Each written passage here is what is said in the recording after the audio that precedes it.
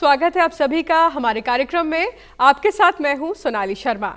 दर्शकों, जैसा कि आप सभी जानते हैं, साल 2021 के पद्म पुरस्कारों का ऐलान हो चुका है और उत्तराखंड की अगर बात की जाए तो इस बार उत्तराखंड की 2 विभूतियों को पद्मश्री सम्मान देने की घोषणा की जा चुकी है। इनमें से एक विभूति आज हमारे साथ स्टूडियो में उपस्थित है। आपको बता दें, चिकित्सा के क्षेत्र में उत्कृष्ट कार्य करने के लिए orthopaedic surgeon doctor Bhupendra Kumar Singh Sanjay ji को इस बार पद्मश्री सम्मान से नवाजा जाएगा। जी हाँ, तो आज आपकी मुलाकात कराते हैं डॉक्टर संजय से, जो हमारे साथ स्टूडियो में उपस्थित है। डॉक्टर संजय, बहुत बहुत स्वागत आपका और बहुत बहुत बधाई आपको पूरे प्रदेश की तरफ से, दूरदर्शन उत्तराखंड की तरफ से। और वाकई सर, आपने हम सभी को गौरवान्वित होने का मौका दिया है, इसके लिए आपको बहुत सारी बधाई और शुभकामनाएं। मैं सबसे पहले दर्शकों को नमस्कार करता हूं और सब लोगों को बधाई धन्यवाद देता हूं। आपको भी धन्यवाद देता हूं, सभी प्रदेशवासियों को भी धन्यवाद देता हूं और यूँ कहिए कि पूरे देश के लोगों को मैं धन्यवाद देता हूं। वो इसलिए क्योंकि पद्मश्री पाने के लिए जो मुझे घोषणा की गई है, इसका यदि मैं कहूं कि किसको जाता है, श्रेय जाता है, तो पूरा देशवासियों को जाता है। क्योंकि सबसे पहले तो मैं वो कहूँगा कि जो मुझे सबसे पहले मेरे माँ बाप, इसमें कोई शक नहीं है, हमारे परिवार वाले, फिर हमारे अध्यापक और इसके बाद रोगियों ने जो उन्होंने हम में इतना विश्वास किया है। कुछ लोग मेरे पास आते हैं, डॉक्टर साहब मैं कह देता हूँ भाई इसमें जान का खतरा है, टांग का। डॉक्टर साहब चिंता न कीजिए, आप करिए और आप करेंगे तो अच्छा होगा। जब कोई आदमी इतना विश्वास रखता है तो उसके लिए कितना करना पड़ता है। तो मैं तो उन सब लोगों को धन्यवाद दूंगा कि जिन्होंने मेरे काबिलियत के ऊपर, मेरे व्यवहार के ऊपर, मेरे गुणों के ऊपर इतना भरोसा किया और मैं भी अपनी तरफ से उनके पूरे जितना उनका भरोसा था उस पर खरा उतरने की हमेशा कोशिश की। बिल्कुल डॉक्टर साहब, तो जब पद्म सम्मान का ऐलान हुआ, घोषणा हुई और आपको पद्मश्री मिलने का जब अनाउंसमेंट हुआ, तो क्योंकि आपका एक लंबा अनुभव है डॉक्टर साहब और आपको राजकीय, राष्ट्रीय, अंतर्राष्ट्रीय कई सम्मानों से नवाजा जा चुका है। ऐसे में जब पद्मश्री मिलने का जब ऐलान हुआ तो ये अनुभूति किस तरह की थी, ये फीलिंग किस तरह की थी, कैसा महसूस आपने किया? देखिए, मैं आपको ये बताऊं कि मुझे आज तक मुझे बहुत सम्मान मिले हुए, प्रदेश के लेवल पे और देश के लेवल पे और अंतर्राष्ट्रीय लेवल पे, अपने चिकित्सा के क्षेत्र में भी, सेवा के क्षेत्र में, सामाजिक सेवा के क्षेत्र में भी। लेकिन मेरी हार्दिक इच्छा थी कि मुझे राष्ट्रीय सम्मान भी मिले और इस राष्ट्रीय सम्मान को पाके मैं बहुत गौरवान्वित हूँ कि भारत सरकार ने हमें इसके लायक समझा कि मैं पद्म सम्मान के लायक हूँ। और मैं अपनी तरफ से आपके इस माध्यम से इस बात को मैं कहता हूँ और घोषणा करता हूँ कि मैं अपना जीवन पूरी राष्ट्र सेवा के लिए ही लगाऊंगा। बिल्कुल डॉक्टर साहब। तो डॉक्टर साहब, अब आपके जीवन को और हम अच्छे से जानना चाहेंगे। हालांकि आप हमारे मंच पर पहले भी आ चुके हैं और लगातार आपने हमारे दर्शकों को अलग चिकित्सा से जुड़ी कई आपने बातें बताई, लेकिन आज हम आपके जीवन के बारे में और करीब से जानना चाहेंगे। आपका जन्म डॉक्टर साहब कहाँ का है, शुरुआती शिक्षा दीक्षा आपकी कहाँ पर हुई और फिर चिकित्सा के क्षेत्र में आना कैसे हुआ? देखिए, आपको मैं बताऊँ कि मैं गाँव में पला बड़ा हूँ और वहीं पे हमारी प्राइमरी शिक्षा हुई, जिसको हम ये कहें कि 8 तक। मैं इसको इसलिए बार बार कह रहा हूँ कि लोगों को ऐसा नहीं महसूस करना चाहिए कि जिनको पब्लिक स्कूल की या प्राइवेट स्कूलों की शिक्षा नहीं है तो वो वही कर पाएंगे, दूसरे नहीं कर पाएंगे। तो मैं अपने दर्शकों को ये बात ज़रूर बताना चाहूँगा कि सुख सुविधाओं से उन्नति का बहुत बड़ा वास्ता नहीं। इसके बाद मैं मिडिल स्कूल के बाद मैं हाई स्कूल इंटर किया तो मैंने उरई से किया है, जो कि उत्तर प्रदेश में है। इसके बाद मैंने MBBS है वो कानपुर से किया है और MS ऑर्थोपेडिक है वो मैंने PGI चंडीगढ़ से किया है। इसके बाद मैंने सीनियर रेजिडेंसी है सफदरजंग हॉस्पिटल दिल्ली के। इनमें आप सब चीज़ों को देखेंगे तो इसमें सच में हमारे जीवन को यहाँ लाने में 3 ही चीज़ों का बहुत योगदान रहा है। वो क्योंकि मुझे माँ बाप ने खाना दिया, भोजन दिया, इसके बाद मुझे शिक्षा मिली और इसके बाद मैं कहीं बीमार पड़ा तो मुझे इलाज भी मिला। मैं आज फिर इस बात को कहना चाहूँगा, ऐसा नहीं कि इलाज जहाँ पर ज़रूरत पड़ी तो वो कोई आदमियों के डॉक्टर मिले नहीं, कोई बात नहीं, जानवरों के डॉक्टर से भी इलाज करवा दिया तो मैं आज यहाँ तक तो पहुँच गया। और मैं इसको मानता हूँ हर किसी की ये 3 मूलभूत आवश्यकताएँ, भोजन, शिक्षा, स्वास्थ्य। इसके बाद आप शिक्षा की हम बात करें तो मुझे शिक्षा इतनी मिली है कि मैं कई बार खुद हैरान होता हूं कि गांव से पढ़ के मैं कैरोलिंस्का इंस्टीट्यूट में मैंने फेलोशिप की 1 साल, जो कि स्वीडन में है। कैरोलिंस्का इंस्टीट्यूट के बारे में एक बात बताना चाहूँगा, ये यही इंस्टीट्यूट है जो कि नोबेल प्राइज़ देती है। मुझे तो मैं उस सिर्फ नोबेल प्राइज़ पाने वालों की दर्शक दीर्घा में पहुंचने का मुझे मौका मिलने वाला था, लेकिन मैं चूक गया। वो इसलिए कि मुझे जब वहाँ पे पहुंचना था मुझे कुछ देर हो गई, इसलिए मैं वहाँ पर नहीं पहुँच पाया, नहीं तो मैंने वो भी अनुभव कर लिया था। तो शिक्षा के बाद, वहाँ से आने के बाद फिर मैंने पीजीआई चंडीगढ़, जो कि एक प्रीमियर इंस्टीट्यूट है मेडिकल की, उसमें मैंने ज्वाइन किया, एज ए लेक्चरर ज्वाइन किया। वहाँ से फिर मैंने फेलोशिप पे गया। और तो डॉक्टर साहब, कहीं ना कहीं बचपन से सपना था कि भविष्य में डॉक्टर बनना है, लोगों की सेवा करनी है, या ये देखिए, मेरा तो सपना नहीं था, लेकिन मेरे बड़े भैया जो आज सुन रहे हों, वो मेरे से 4 साल बड़े हैं, वो टीचर हैं और टीचर होके ही रिटायर्ड, लेकिन उनका जरूर सपना था कि मेरा छोटा भाई वो डॉक्टर बने। एक्चुअली में उनका ही मुझे यहाँ तक पहुँचाने में या मेडिकल प्रोफेशन में पहुँचाने में उनका बड़ा योगदान है। इसके बाद तो फिर हमें सोचिए कि जब हमने एक बार फेलोशिप की, तो इसके बाद मुझे फिर स्विट्ज़रलैंड में फ्रैक्चर के ऊपर फेलोशिप करने का मौका मिला। फिर मैं जापान गया 90 में मैंने वहाँ पर कैंसर के ऊपर फेलोशिप या शिक्षा पाई है। इसके बाद में दुनिया की सबसे अच्छी इंस्टीट्यूट है मेयो क्लिनिक, उसमें मुझे 1 साल फेलोशिप का मौका मिला और मैंने बहुत कुछ वहाँ से सीखा। जो आज मैं हूँ यहाँ पे, या मैं इस बात को भी बड़ा कहूँगा, मेयो क्लिनिक की ट्रेनिंग का योगदान है जिसने मुझे यहाँ पे पहुँचाया हुआ है। वो इसलिए कि मेयो क्लिनिक दुनिया में सबसे अच्छी इंस्टीट्यूट है जो कि क्षेत्र में, और वो क्या कहते हैं, जो अपने यहाँ गैर सरकारी होती हैं, एनजीओ टाइप की संस्था है, और उसने वहाँ पे बनाया। इसके बाद फिर मैंने वही ट्रेनिंग, तो मैंने स्पाइन की सर्जरी, जब मैं सबसे पहले जॉली ग्रांट में आया तो मुझे स्पाइन की सर्जरी, तो एज सच हमें कोई विदेशी ट्रेनिंग नहीं थी स्पाइन, तो फिर मैं ऑस्ट्रेलिया गया, तो फिर मैंने वहाँ पे भी ट्रेनिंग ली। इसके बाद फ्रैक्चर के मामले में रशियन, जो कि आपने एलिज़ारोव फिक्सेटर का है, जो कि एक बड़ा इनोवेशन है।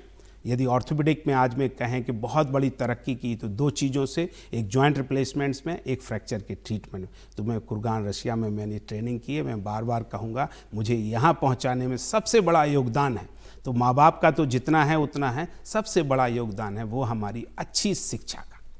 बिल्कुल, तो बहुत महत्वपूर्ण आपने ये बात कही कि जो हमारी अच्छी शिक्षा प्रणाली है, उसका कहीं ना कहीं एक बहुत अहम रोल आपके पूरे जीवन में। मैं तो ये कहूँगा कि हर किसी को अच्छी शिक्षा मिलनी चाहिए, गरीब हो या अमीर हो, शिक्षा अच्छी मिलनी चाहिए, सस्ती मिलनी चाहिए। यदि हम फ्री नहीं दे सकते तो सस्ती जरूर मिले। जिस दिन देश में भोजन, शिक्षा, स्वास्थ्य की सुविधाएं मिल जाएंगी, हर किसी को मिल जाएंगी, तो एक डॉक्टर संजय पैदा नहीं, यहाँ लाखों करोड़ों डॉक्टर संजय पैदा होंगे, जिनको पद्मश्री देने के लिए आपको छूटने में इतनी मुश्किल होगी। आज तो आपको लगता है कि डॉक्टर संजय और दूसरे में थोड़ा बहुत ज़्यादा फ़र्क है, लेकिन एक टाइम आएगा कि इतना फ़र्क कम हो जाएगा कि आपको चयन करने में बहुत मुश्किल होगा। देश सच्चे माने में तभी तरक्की करेगा। बिल्कुल। तो डॉक्टर साहब, अब आपके जो चिकित्सा का जो क्षेत्र रहा है उससे जुड़े कुछ सवाल करते हैं। एक लंबा अनुभव आपका है, 40 सालों से भी ज़्यादा का अनुभव प्रैक्टिस करते हैं। बिल्कुल। इस दौरान कई ऐसे उतार चढ़ाव आपने देखे होंगे अपने जीवन में, चाहे अगर बात की जाए 98 साल के मरीज़ की आपने हिप रिप्लेसमेंट किया, 88 साल के मरीज़ की आपने सर्जरी की, स्पाइन की सर्जरी की, आपका गिनीज बुक, लिम्का बुक में भी आपका रिकॉर्ड है, आपने हड्डियों का बड़ा ट्यूमर, आपने उसकी सर्जरी की। तो ये सारे अनुभव आप हमारे दर्शकों के साथ साझा करें कि कैसे आपने जटिल ऑपरेशन इतनी आसानी से किए। मेरा अपना है, ये मैं आपको ज़रूर बताना चाहूँगा कि उसका एक ये है कि हमारी जो ट्रेनिंग हुई, जैसे कि हम कानपुर से जाके चंडीगढ़ गए, तो कानपुर और चंडीगढ़ की शिक्षा व्यवस्था में और सुविधाओं में ज़मीन आसमान का फ़र्क था। तो पहले तो वहाँ से हम करते, वहाँ पे उन दोनों हमने वो ऑपरेशन किए जिनको हाथ काटने के लिए टोका मशीन में, कुटिया की मशीन में आपने देखा हो कि जाते हैं, तो पंजाब में एक आम समस्या है। आप सोचिए कि हमें ऐसा कोई दिन नहीं, रात नहीं होती थी इमरजेंसी के दिन कि किसी न किसी का हाथ से निकालना पड़े, जो कि कुटिया की मशीन से हाथ काटते थे, या पैरों में फ्रैक्चर हो जाते तो टांगें काटनी पड़ती। आज 40 साल में इतनी तरक्की हुई कि मैं अपने कहूँ तो हमारे यहाँ हड्डी के टूटने से किसी आदमी का हाथ नहीं कटता। बल्कि मैं तो यहाँ तक भी करता हूँ कि आज सड़क दुर्घटनाओं में जो लोग कहते हैं हमारी टांग कट जाएगी, या कुछ लोग उनको कह देते भाई टांग ही काटना अच्छा इलाज है, मैं ये कहता हूँ नहीं, हर किसी की अधिकांशता की टांग को बचाया जा सकता है यदि उसको अच्छे अस्पताल के साधन मिल जाए, अच्छा डॉक्टर मिल जाए जिसको कि अच्छा शिक्षा भी हो और प्रशिक्षण भी हो, और मरीज़ की आर्थिक स्थिति अच्छी हो, मरीज़ की मानसिक अच्छी हो। क्योंकि कुछ लोगों का क्या मानना होता है, डॉक्टर के पास जाएंगे तो जादू की छड़ी लगाएगा और इतने ख़राब को वो बिल्कुल नॉर्मल कर देगा। ऐसा नहीं होता है, ऐसा नहीं होता। तो ये तो मैं आपको बहुत, और जो आपने दूसरी बात की 98 साल के हिप रिप्लेसमेंट की, मैं बताऊं उनकी भी, हर मरीज़ ने तो हमें कुछ ऐसी शिक्षा दी और ऐसी कहानियाँ दी कि मैं यदि एक एक की बात करूँ तो आपका ये आधे घंटे का प्रोग्राम क्या, मैं तो समझता हूँ हफ्तों और महीनों में भी हर दिन एक किस्सा सुना सकता हूं कि जो कि अविस्मरणीय होगा। जब 58 साल के बच्चों की, वो कि डॉक्टर के दादाजी थे, तो उन्होंने मुझे फ़ोन किया कि डॉक्टर साहब हमारे दादाजी का कूल्हे का फ्रैक्चर हो गया। तो मैंने बस इतना ही सुना, शाम का टाइम था, हम देखो डॉक्टर साहब ले आइए, मैं कल उनका ऑपरेशन कर दूंगा। तो वो कहते हैं नहीं डॉक्टर साहब आप सुनिए। तो हमने कहा डॉक्टर साहब हमारे पास थोड़ा सा इतना, हम किसी अपने दोस्त के साथ एनेस्थेटिस्ट के साथ बैठे हुए हैं। तो कहते नहीं डॉक्टर साहब उनकी उम्र है 98 साल। तब मेरे पसीने छूट गए। हमने कहा 98 साल, तो मैंने भी वही कह दिया। एनेस्थेटिस्ट हमारे दोस्त बगल में बैठे हुए थे, हमने कहा यदि एनेस्थीसिया वाले डॉक्टर साहब ने एनेस्थीसिया दे दिया तो मैं ऑपरेशन करता हूं, तो और ऑपरेशन की मैं गारंटी लेता हूं, उसमें कोई कमी नहीं होना। एनेस्थेटिस्ट को कुछ कहिए या यूँ कहिए, उनको भी कुछ ऐसा लग गया कि क्या मैं सर्जन से कोई कम हूँ, तो उन्होंने अरे आप ले आइए मैं दे दूँ। सच में उनको एनेस्थीसिया दिया गया, मैंने उनका ऑपरेशन किया और वो जिंदा रहे, और जिंदा ही नहीं रहे, वो 4 साल तक जिंदा रहे। उसके बाद उनकी जो मौत हुई है वो हड्डी की वजह से नहीं हुई, उनकी जैसे मौत होती है किसी बूढ़े आदमी की वो। और उसमें क्या हुआ कि वो चीज़ जो लोगों को पता चली तो कहीं से वो मास मीडिया में, अखबार में, रेडियो में, टीवी में आ गई हो। मैं खुद हैरान, मैं उसी रात में सो रहा था और उस रात में मुझे कुछ 10 साढ़े 10 बजे, मैं जल्दी सोने वालों में हूँ, 9 बजे साढ़े 9 बजे सो जाता, क्योंकि सुबह से मैं 12 घंटे काम करता हूँ और मैं बहुत सालों से 12 घंटे का, मैं सब दर्शकों को ये बताना चाहूँगा कि मैं आज भी 12 घंटे काम करता हूँ और मैं, आप सोचिए कि मैं 40 साल 12 घंटे से ज़्यादा काम जरूर करता हूँ। और मैं सबसे यही कहूँगा कि काम एक बहुत अच्छी चीज़ है, जितना अच्छा काम करें। तो मैं सो गया था, तो मुझे एक फ़ोन कॉल आया, उन दोनों लैंडलाइन होते थे, एक फ़ोन कॉल आया, कहता मैं उसे क्या वो BBC रेडियो से बोल रहा हूँ। तो मैं बड़ा हैरान हो गया, मैंने कहा BBC रेडियो तो यहाँ से क्या, तो मैंने लंदन से कॉल होगी ऐसा ही कुछ, मुझे इतना अनुभव भी नहीं था। तो मैंने फ़ोन उठाया, पूछा, कहता आपने वो, उन्होंने पूछा मेरे से, कुछ अंग्रेजी में बोल रहे थे कि आपने के हैव यू डन ऑपरेशन, आपने किया है 98? हमने कहा हाँ मैंने किया। कहते मरीज़ कैसे अच्छा है? तो उन्होंने कहा रेडियो से उस बात को मैं रिपोर्ट करना चाहता हूँ। मैं तो बहुत खुश हूँगा भाई, जिसको पद, प्रतिष्ठा, प्रशंसा, पैसा, प्यार, प्रोत्साहन, पुरस्कार सबकी कामना होती, मेरी भी कामना हुई कि भाई हमने काम किया है तो आप ज़रूर लोगों को दिखाएं। और वो सुबह जब आए तो उसमें रेडियो में मैंने सुना, मैंने उसमें भी सुना है। तो मैं जब सुबह आए तो मैंने सोचा कोई ऐसे ही हमारे से ऐसे ही कर रहा होगा, या तो किसी ने कह दिया होगा। लेकिन जब मैं ऑपरेशन कर रहा था, दूसरे दिन जब मुझे कोई दूसरे से फ़ोन आता है, तो कोई स्टाफ हमारा था, तो वो मुझे बधाई देने लगी और मैं ऑपरेशन कर रहा था।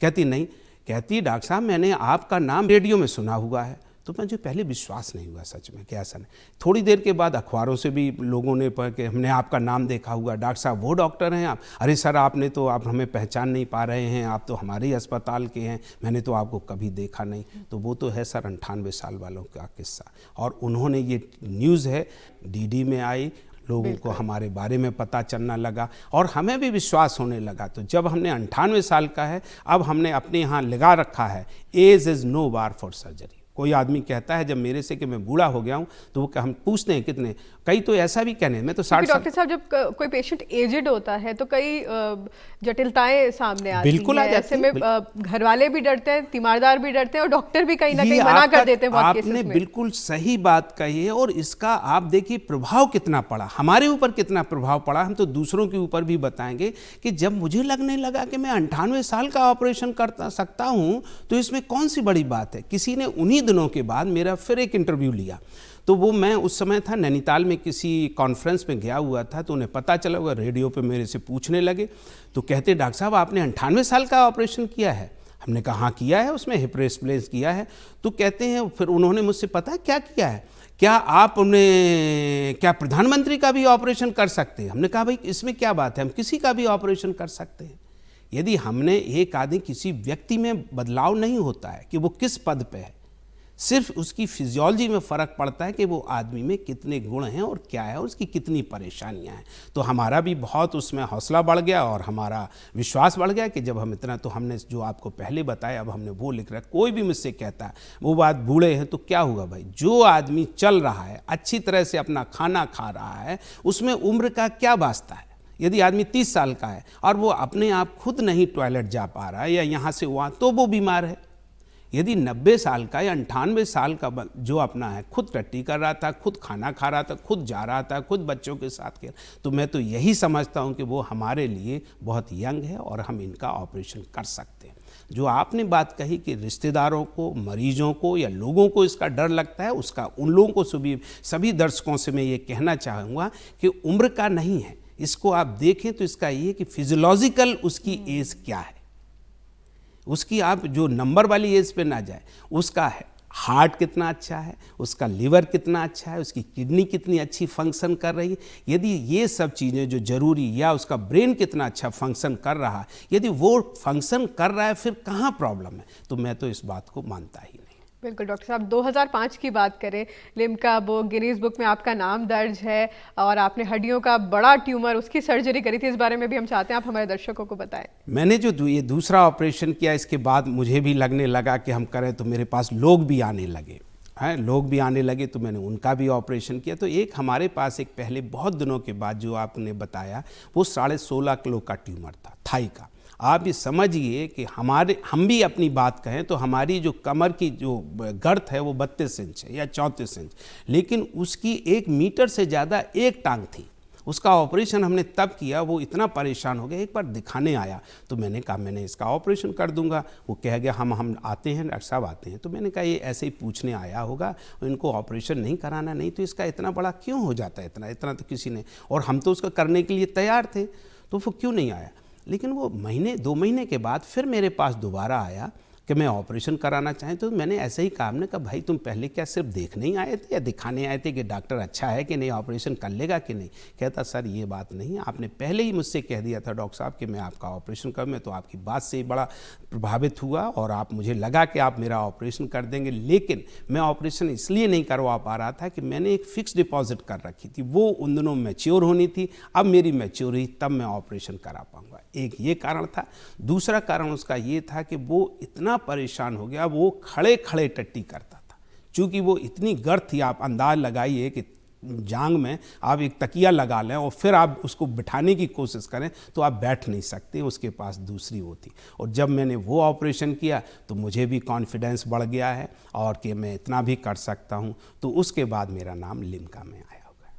2003 में मेरा फिर नाम लिम्का में आया। वो एक तीसरी चीज़ के लिए आया जो मैंने आपको पहले बताया हुआ था कि मैंने कैंसर की ट्रेनिंग है वो जापान से ली हुई थी और अमेरिका से ली हुई थी, मेयो क्लिनिक। जो हमारे मेंटोर थे वो दुनिया के बहुत अच्छे ऑर्थोपेडिक सर्जन हैं। यहाँ आज बैठाने में और यहाँ पे बातचीत करने में उनका मेरे यहाँ तक आने में बहुत बड़ा योगदान है, क्योंकि मुझे उन्होंने शिक्षा भी दी, प्रशिक्षण भी दिया और व्यक्ति भी बहुत अच्छे स्वभाव के हैं। बहुत हमारी जब भी उनको कभी तो उन्होंने हमारी हमेशा मदद की और हमें मदद क्या की, हमें गाइड किया। मैं इसको मदद ना कहें, गाइड किया है। तो उन्होंने तो हमने कहा, हमने तो वहाँ पे इतने ऑपरेशन किए थे कि कोई ऑपरेशन तो सुबह से 6 बजे हो रहा, 6 8 घंटे तो आपने आम बात थी। हमने ऐसे भी ऑपरेशन देखे हैं जो सुबह 6 बजे शुरू हो रहे हैं और रात में 2 बजे चल रहा है, क्योंकि वहाँ ऐसा टीम का कॉन्सेप्ट है कि एक हड्डी वाला डॉक्टर है वो हड्डी का काम करता है, खून की नस वाला बंदा वो खून का काम करेगा, जिसमें आपने कहा कि अब इसमें और है एक्सरे वालों का काम है। क्योंकि उन दोनों क्या था, एक यहाँ पे एक मशीन होती है कि वो सिर्फ ऑपरेशन थिएटर में ही लगा देती कि हम जब कैंसर को निकालते हैं तो उसको हम देख भी लेते हैं कि भाई कितनी निकली या नहीं निकली थी। तो इस तरह की वहाँ पर सुविधाएँ थी, रेडियोथेरेपी की सुविधाएं थी, लीनियर एक्सेलरेटर रेडियोथेरेपी एक बहुत बड़ा इनोवेशन था वहाँ पे। तो इन देख देख के मेरा भी बड़ा हौसला बढ़ गया था। तो मैंने कहा हम इसका भी करेंगे। मैंने एक ऑपरेशन किया है जिसमें बोन के कैंसर के लिए टांगों को काट दिया जाता है, लेकिन मैं एक ऐसा सर्जन हूँ कि टांग को काटने से बचा लेता हूँ। और उसमें ऐसा इनोवेशन किया गया है कि बोन का कैंसर की हड्डी को निकालते हैं, फिर उसको काट के निकाल देते हैं, उसका मांस को निकाल देते हैं, फिर उसको कुक करते हैं। आप कुक ऐसे समझ लीजिए जैसे कि ऑटोक्लेवर में आपने प्रेशर कुकर में कुछ चीज़ रख दी है और उसको आपने स्टीम दे दी है और उसको वो तरे करती है। इस तरह जिसमें हम इंस्ट्रूमेंटों को अपने को स्टरलाइज करते हैं उसमें उसको रख दिया जाता है। इससे सभी कैंसर सेल ख़त्म हो जाती है, सभी कैंसर सेल ख़त्म हो जाती है। जब उसको हम दोबारा उसी जगह पर लगा देते हैं वो टांग ज्यों की त्यों बन जाती है और टाइम के साथ साथ वो जो होती है यहाँ पर वो फिर नई बोन बन जाती। मैंने वो ऑपरेशन किया एक अपने शहर में यहाँ पे हमने उस लड़के का ऑपरेशन, फिर हमने अपने शहर में ऑपरेशन किया। आप हैरान होंगी लड़की को, उसको आप देखेंगी 15 साल की उम्र की थी, वो हाई स्कूल में पढ़ती थी या 11th में। उसके माँ बाप मेरे पास आए, रोने लगे। डॉक्टर साहब, हमने कहा भाई हम इस तरह का एक आपका ऑपरेशन कर सकते हैं, इसको आप एक्सपेरिमेंट कुछ हद तक मान सकते हैं क्योंकि लेकिन जो हम कर चुके हैं सऊदी अरेबिया में और ये मेरा पब्लिश्ड वर्क है, इससे मैं दुनिया में बहुत मेरा नाम भी हो गया और कि हम इतना भी काम कर सकते हैं। वो पहले जिस कॉन्फ्रेंसेस में इसको प्रेजेंट करते रहे, फिर वो पब्लिश भी वर्क हुआ है और पब्लिश होने के बाद मुझे क्रेडिबिलिटी मिल गई। तो मैंने कहा मैं ऐसा कर सकता हूँ, तो मैंने बताया।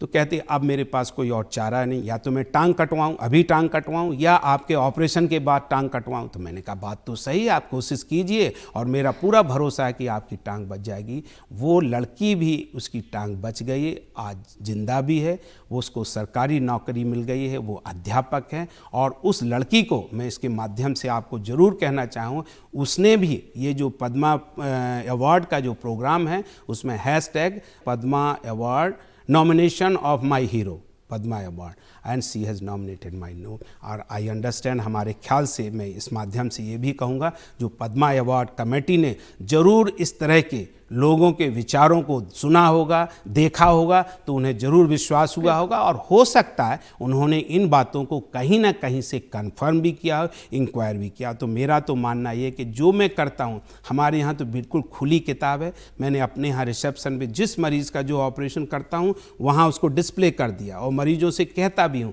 मैं नहीं कहता हूँ कि मैं ऑपरेशन अच्छा करता हूँ, जिसका ऑपरेशन अच्छा हुआ है उससे आप पूछिए, देखिए, बात कीजिए और एक बार नहीं 10 बार बात कीजिए। मैं आपको नंबर, आपको अच्छा लगे, भरोसा हो, तब आप मेरे से ऑपरेशन कराइए। और यदि आपकी नीयत अच्छी होगी, हमारी नीयत अच्छी होगी, तो काम तो अच्छा होगा ही। और मैं यही सब जो मेरा चिकित्सीय योगदान है और यही मैं अपनी समाज को अपना योगदान मानता हूँ। लोग मेरे से कहते हैं डॉक्टर साहब आप क्या काम करते हैं? ये मेरा सामाजिक योगदान है।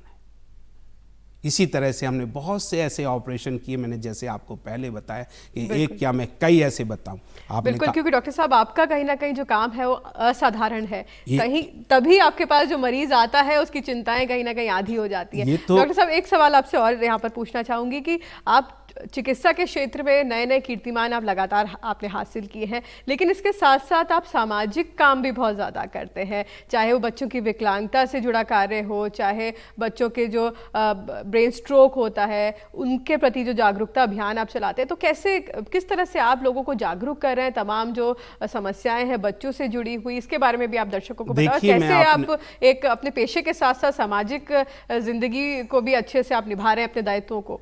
देखिए, मैंने जैसा आपसे, मेरा अपना मानना है कि मुझे बनाने में मेरे ही सिर्फ माँ बाप का रोल नहीं है, दूसरे लोगों के भी माँ बाप का रोल है और समाज हमें पैदा करती है। हम समाज की ही उत्पत्ति हैं और हमारी ये दायित्व बन जाता है, जिम्मेवारी बन जाती है कि हम समाज को भी दें। क्योंकि जैसा मैंने कहा, जितने लोगों के जो मरीजों का मेरा योगदान, उन्होंने भी तो मुझे बनाया। तो अब हाँ, हमारी जिम्मेवारी है, क्योंकि हम आज इस स्थिति में हैं कि हम समाज को दे सकते हैं। ये हमारा मूल मंत्र है, इसको हम हमेशा अपने दिमाग में रखें। कैसे करते हैं ये आपने कहा। देखिए, मैं 2 चीज़ें बताऊं। जैसे कि आपने कहा विकलांगता, मेरा मानना है कोई भी आदमी विकलांग हो, अपंग हो, वो उसकी इतनी नहीं हो सकती है, यदि आप उसकी एफिशिएंसी की बात कहें या उसके गुणों की, तो वो उतने अच्छे नहीं होते। और मेरा मानना है कि यदि कोई आदमी विकलांग है और हम उसको कुछ कर सकते हैं तो हम क्यों ना करें। देखिए, मैं पोलियो के बारे में, पोलियो एक ऐसा है, अब आज के टाइम में पोलियो के नए पेशेंट तो नहीं आ रहे, लेकिन पुराने इतने ज़्यादा हैं, लाखों करोड़ों हैं, जिनको देख देख के बड़ा दुख होता है। तो इन लोगों को मैं एक घटना ज़रूर बनाना चाहता हूँ। अब महिला के नाते आप इसको बहुत अच्छी तरह से समझ लेंगी। एक महिला हो, उसके बच्चा हो और एक हाथ लगा के वो लंगड़ेपन से चल रही हो, तो वो आप अपने बच्चे को कैसे संभालेगी, कैसे चलेगी? और इसके बावजूद भी उसको घड़े पे पानी रख के लाना हो कहीं से या सामान रख के लाना हो तो कैसे चलेगी? ऐसे लोगों को तो वो अपना क्या काम करे, दूसरों का क्या काम करे, वो अपना ही काम नहीं कर पाई। तो इन देख के मुझे बड़ा दुख होता है। मैं अपने हिसाब से जितना जिनके लिए कर सकता हूँ वो कर सकता हूँ। दूसरी बात आपने कही जो सड़क दुर्घटनाओं की, मुझे 40 साल हो गए और मैं इसको हर माध्यम से ये बताने की भी कोशिश करता हूँ। इसलिए नहीं कि मैं इससे बड़ा लगने लगूँ, सिर्फ इसलिए 40 साल बताता हूँ कि जिससे इम्पैक्ट पड़ेगा, लोगों को समझेंगे कि मैंने क्या क्या नहीं देखा है।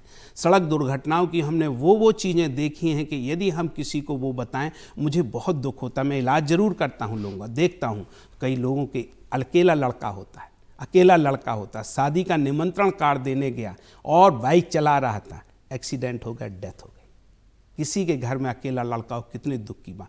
हम मरीजों को देखते हैं, टांगें कटी हुई हैं, खराब हो गए, हाथ हो गए हैं, इतना दुख होता है। फिर मुझे लगता है इनका हम कर सकते हैं, क्योंकि मेरे हाथ में, मुझे पता है मेरे हाथ में बहुत कुछ देने को है। लेने वाला बने, मैं कभी किसी को ना नहीं करता हूँ। ये मैं आर्थिक धन की बात नहीं कर रहा हूँ, मैं सिर्फ एक चिकित्सीय उसकी बात कर रहा हूँ कि स्वास्थ्य के लिए कोई मेरे पास ऑपरेशन कराने के लिए आए, जो मैंने बताया मैं उसका करूँगा और मुझे भरोसा है अच्छा ही होगा। बिल्कुल डॉक्टर साहब, बहुत अच्छी यहाँ पर आपने बात कही। एक आखिरी सवाल और आपसे जानना चाहेंगे डॉक्टर साहब, जो लोग स्वास्थ्य के क्षेत्र में आना चाहते हैं, जो छात्र खास तौर पर स्वास्थ्य के क्षेत्र में आना चाहते हैं और ऑर्थो की लाइन ज्वाइन करना चाहते हैं, उनको आप क्या सलाह देने वाले? मैं आपसे उसी पहले वाले सवाल के मैं ये जरूर कहना चाहूँगा आधा एक मिनट के लिए कि सड़क सुरक्षा अभियान का मेरा ये आजीवन लक्ष्य है और इसको मैं करूँगा। और मेरा मानना है कि सड़क दुर्घटनाएं कम हो, क्योंकि जो मैंने देखा हुआ है मैं समझता हूँ वो जो लोगों ने देखा भी नहीं हो, मैं उन लोगों को बताता रहता हूँ कि भाई ऐसा आपके साथ नहीं होना चाहिए। क्योंकि सड़क दुर्घटनाओं में वो बच्चा ही नहीं ख़त्म हो रहा, उसका परिवार ख़त्म हो रहा, हड्डियां ही नहीं टूटती हैं, उसमें घर टूटते हैं, रिश्ते टूटते हैं, समाज टूटता है। और हमारा देश इन लोगों की वजह से भी अपंग हो रहा है, क्योंकि राष्ट्र में सब आदमी स्वस्थ होंगे तभी राष्ट्र स्वस्थ होगा, उन्नतशील होगा। इसने दूसरी आपने बच्चों के लिए कहा, मैं मानता हूँ सभी बच्चों से आपके इस प्लेटफॉर्म के माध्यम से कहूँगा, मैं इसलिए नहीं कि मैं दूसरे किसी प्रोफेशन या शिक्षा के विरुद्ध हूँ, लेकिन मैं ये जरूर चाहूँगा कि अच्छे लोगों को शिक्षा में और स्वास्थ्य में, अच्छे लोगों को जरूर अध्यापक बनना चाहिए, अच्छे लोगों को जरूर चिकित्सक बनना चाहिए। चिकित्सा में आज के टाइम में हम ये कहें 50 नहीं 100 स्पेशलिटी हैं, 100 विशेषताएं, जो आपको अच्छा लगे, क्योंकि ये सबसे अच्छा माध्यम है मानव सेवा का। एक बार फिर से हम सभी की तरफ से आपको बहुत बहुत बधाई पद्मश्री सम्मान के लिए, और आप यूं ही देश सेवा करते रहें, लोगों की जिंदगियां बचाते रहें और